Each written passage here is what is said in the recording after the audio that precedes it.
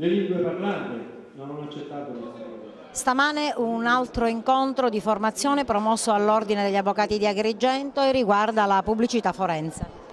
Sì, abbiamo inteso organizzare questo incontro sulla pubblicità forense. È un incontro di deontologia, quindi si occupa del comportamento degli avvocati nel comunicare il proprio titolo, la propria specializzazione, la propria attività. Il Consiglio Nazionale Forense è stato molto attento alla pubblicità sin dall'adozione del codice deontologico del 1997, che poi è stato modificato nel 2002, da ultimo nel 2006 e nel 2008, indicando esattamente quali sono i contenuti e i limiti della pubblicità, o meglio dell'informazione che l'avvocato potrà dare sulla sua attività e sui suoi titoli. In particolare gli articoli 17 e 17 bis del codice deontologico indicano i limiti anche in riferimento alla formazione della carta intestata, e di questo ne stiamo parlando proprio oggi per approfondire gli argomenti ed evitare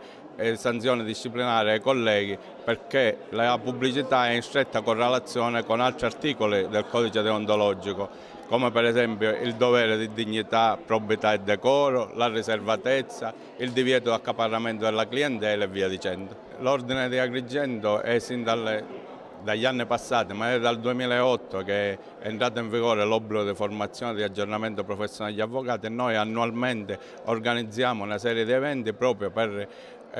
dare la possibilità ai nostri colleghi di potersi aggiornare continuamente e quindi assolvere a quell'obbligo di formazione che ormai è indispensabile in una società così evoluta e nel cambiamento della nostra professione, alla quale dobbiamo adattarci nonostante le difficoltà che ci sono.